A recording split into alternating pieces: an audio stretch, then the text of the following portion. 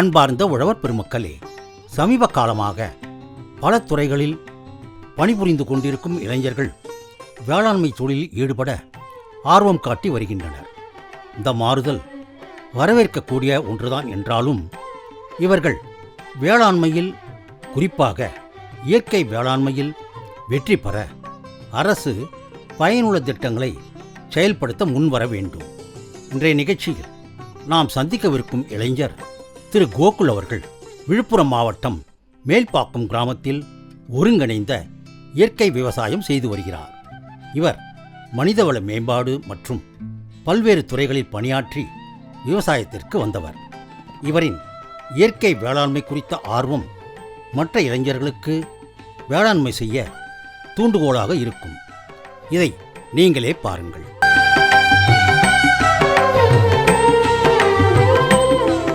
வணக்கம், என் பெயர் கோகுல். நான் விழுப்புரம் மாவட்டத்தில் உள்ள மேல்பாக்கம் கிராமத்தில் இயற்கை விவசாயம் செய்து கொண்டிருக்கிறோம். இதுக்கு முன்னாடி பார்த்திங்கன்னா எனக்கு ஒரு 20-25 வருஷம் ஹெச்ஆர் எக்ஸ்பீரியன்ஸு பண்ணியிருக்கேன். ஹியூமன் ரிசோர்ஸஸில் ஒர்க் பண்ணியிருக்கேன். ஐடி கம்பெனியில் பார்த்திங்கனாக்கா சாஃப்ட்வேர் கம்பெனிலையும் ஒர்க் பண்ணியிருக்கேன், யூஎஸ் மல்டிநேஷ்னல் கம்பெனிஸ்லேயும் ஒர்க் பண்ணியிருக்கேன். அது கிட்டத்தட்ட ஒரு 15-20 வருஷமாக ஒர்க் பண்ணியிருக்கேன். பிறகு பார்த்திங்கன்னா கன்சல்ட்டிங்கும் பண்ணியிருக்கேன், மேனேஜ்மெண்ட் கன்சல்ட்டிங், ஹெச்ஆர் மேனேஜ்மெண்ட் கன்சல்ட்டிங்கும் பண்ணியிருக்கிறேன். அது செஞ்சுக்கிட்டே இருக்கும்போது ஒரு பக்கம் நம்மளுக்கு வந்து விவசாயத்தில் ஒரு நாட்டம் வந்ததுங்க. அப்போது அந்த நாட்டத்தின் பேரில் என்ன பண்ணோன்னா, ஒரு 2012 இந்த மேல்பாக்கம் கிராமத்தில் இந்த நிலத்தை வாங்கினோம். நிலம் வாங்கிட்டு ஃபஸ்ட்டு குத்தகை அப்படின்ற பேரில் நம்ம அப்போ ஒன்றும் பெருசாக எங்களுக்கு தெரியாது, விவசாயம்லாம் தெரியாது, விவசாய குடும்பம்தான். பட் இடையில பார்த்திங்கன்னா இடைவெளி இருக்குது, விவசாயம் பண்ணலை. என்னோடய அப்பாலாம் வந்து பார்த்திங்கன்னா கவர்மெண்ட் உத்தியோகத்தில் இருந்தார். அவர் பண்ண முடியல. ஏன்னா அவங்க பார்த்திங்கன்னா ஊராக போயிட்டு ட்ரான்ஸ்ஃபரில் ஊராக போவாங்க. அதே போல் நாங்களும் படித்ததெல்லாம் பார்த்திங்கன்னா பல ஊர்களில் படித்து வளர்ந்தவன். பிறகு 2012 இந்த நிலம் வாங்கின பிறகு என்னோடய சித்தப்பா செங்கல்பட்டில் இருக்கார். ஒரு மாடை முதல்ல கொடுத்தாரு, பரிசாக கொடுத்தாரு. இந்த ஒரு செங்கல்பட்டு குட்டைன்ற மாடு. அந்த மாடை வச்சுக்கிட்டு தான் நான் பார்த்திங்கன்னா முதல்ல ஒரு பிள்ளையார் சொல்லி ஆச்சுங்க. சுபாஷ் பாலேக்கர் ஐயாவோட இதுக்கு பயிற்சிக்கு போனோம். நானும் என்னோடய சித்தப்பாவும், என்னோடய தம்பி அவரோட மகன், அவரும் வந்து பார்த்திங்கன்னா இயற்கை விவசாயத்தில் பயங்கர நட்புங்க, ஒரு அன்பு அவருக்கு. ஸோ இவங்களோட சேர்ந்து நாங்கள் என்ன பண்ணோம், வானகம் போகிறது, வானகம் நம்மாழ்வார் ஐயா தோட்டத்துக்கு போகிறது. அப்புறம் இப்போ நம்ம புருஷோத்தமன் ஐயான்னு சொல்லிட்டு வேலூர் மாவட்டத்தில் இருக்கார். சம்பா பட்டத்தில் மாப்பிள்ளை சம்பாவோ இல்லை இந்த மாதிரி தூய மல்லி இதெல்லாம் பண்ணுவோங்க. அப்புறம் அது முடிஞ்ச பிறகு வேர்க்கடலை, எள்ளு இதெல்லாம் நாங்கள் வந்து பிரதானமாக பண்ணுறதுங்க.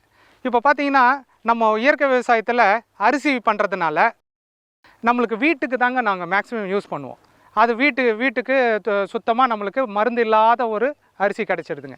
அதுக்கப்புறம் பார்த்திங்கன்னா மணிலா, அதாவது எங்கள் பக்கம் பார்த்திங்கன்னா மல்லாட்டைன்னு சொல்லுவாங்க, வேர்க்கடலைன்னு சொல்லுவாங்க. அது மூலிமா பார்த்திங்கன்னா எண்ணெய் கிடச்சிடுதுங்க, கடலெண்ணெய் கிடச்சிடுது. அதுவும் நஞ்சு இல்லாதது. பிறகு பார்த்திங்கன்னா எள்ளு போடுவோம் கொஞ்சமாக. எல்லாமே வந்து ஒரு நம்மளுக்கு இருக்கிற இந்த 3 ஏக்கரில் அரிசிக்கு வந்து ஒரு 2 ஏக்கரு, அதுலேயே வந்து இத்தனை மூட்டைன்னு வந்துடும். வேர்க்கடலை ஒரு 2 துண்டு, எள்ளு 2 துண்டு. எள்ளு மூலிமா எள்ளெண்ணெய் வந்துடுது, நல்லெண்ணெய் கிடச்சிருதுங்க.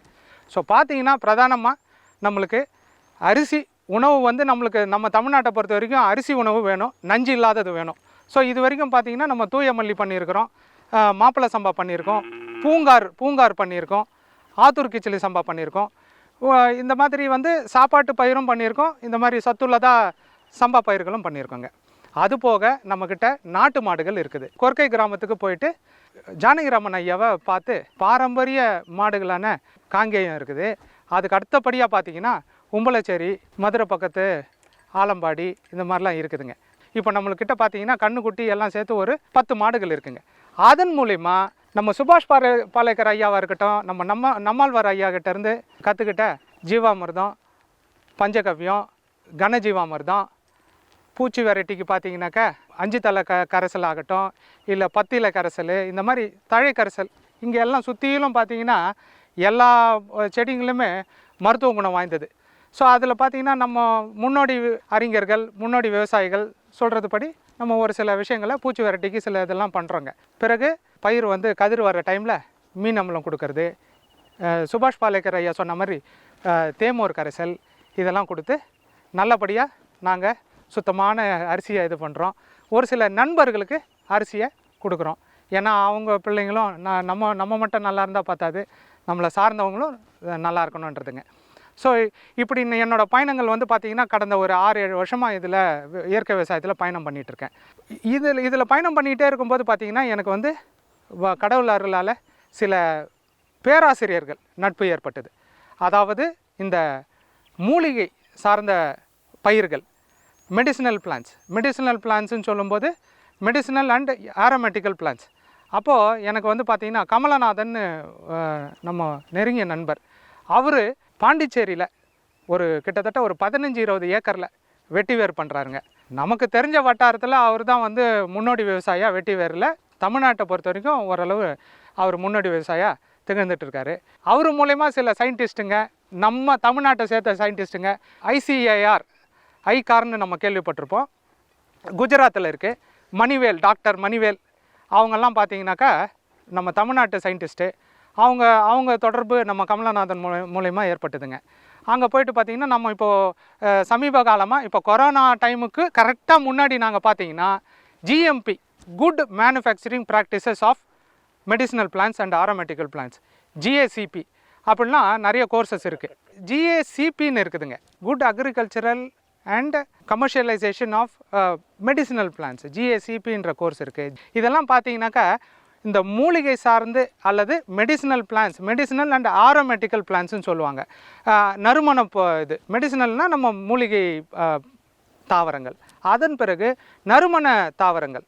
இது பார்த்திங்கன்னா பிரதானமாக இப்போ இந்த கோவிடுக்கு அப்புறம் இது நல்லபடியாக நம்மளுக்கு டெவலப்மெண்ட் ஆகுது.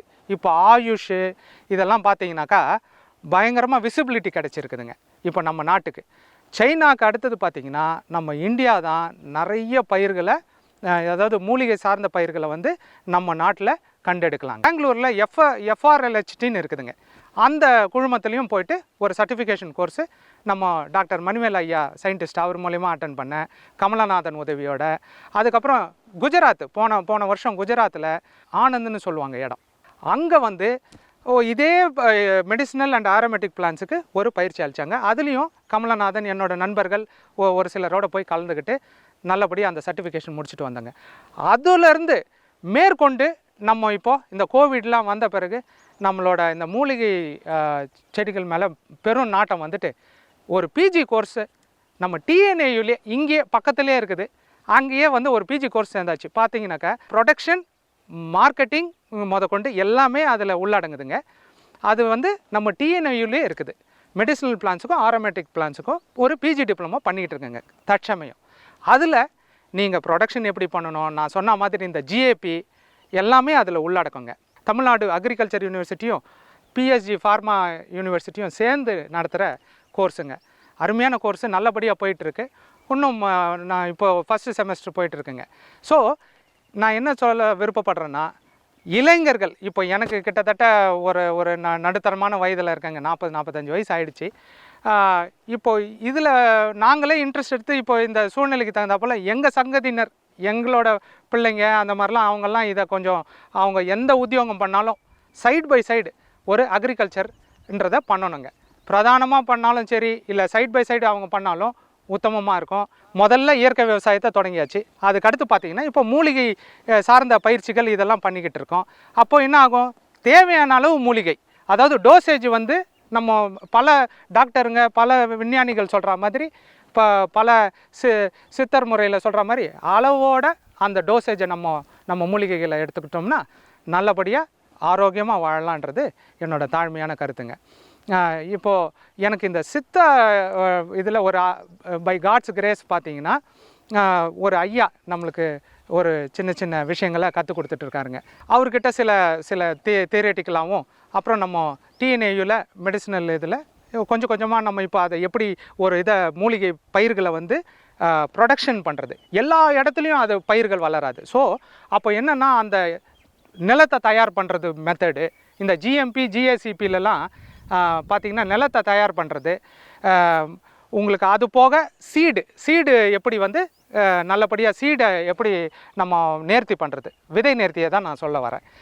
விதை நேர்த்தி பண்ணுறதுலேருந்து எப்படி கரெக்டான முறைப்படி அந்த மூலிகை பயிர்களை நம்ம விளைவிக்கணுன்றது அது ஒரு ப்ராசஸ் இருக்குங்க. அதுதான் இந்த ஜிஎஸ்சிபி ஜிஎம்பியில் வர பாடத்திட்டம்.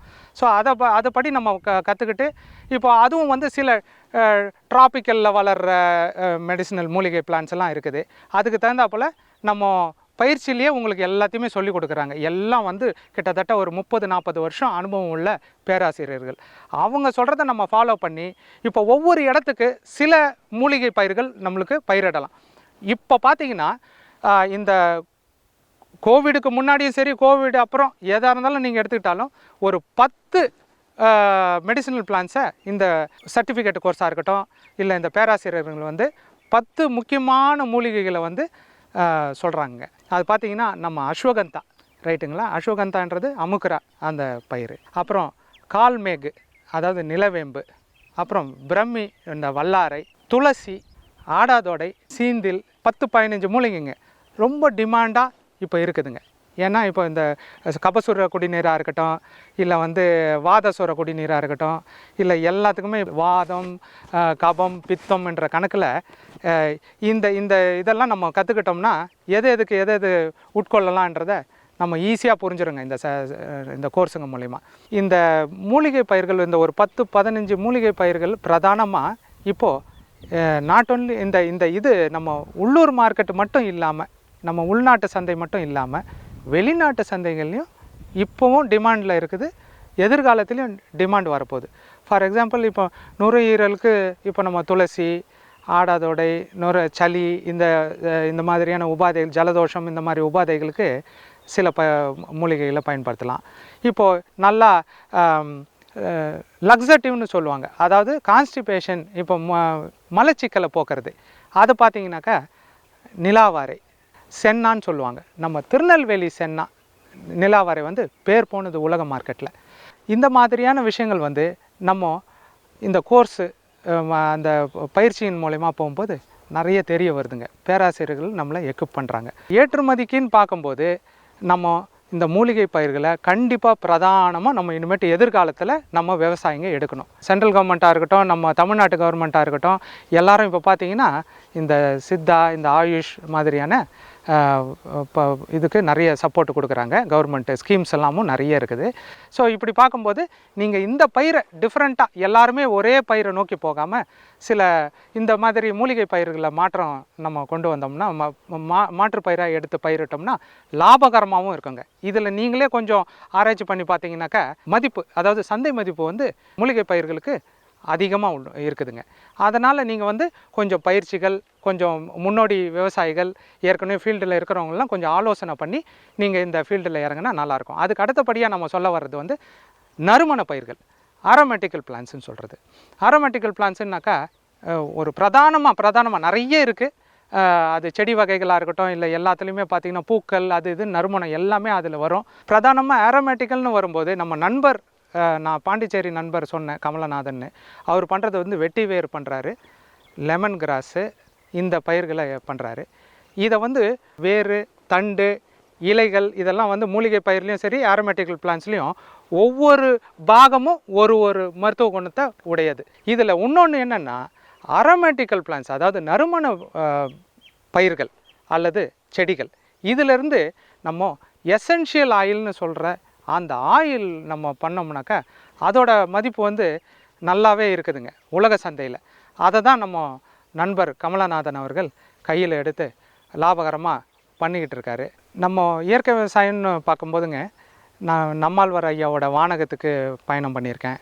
அதன் மூலமா எனக்கு முக்கியமான நட்புகள் ஏற்பட்டது. பெரிய அதிகாரிகளாகட்டும், விவசாய நண்பர்களாகட்டும், அவங்களோட நட்புகள்லாம் ஏற்பட்டது.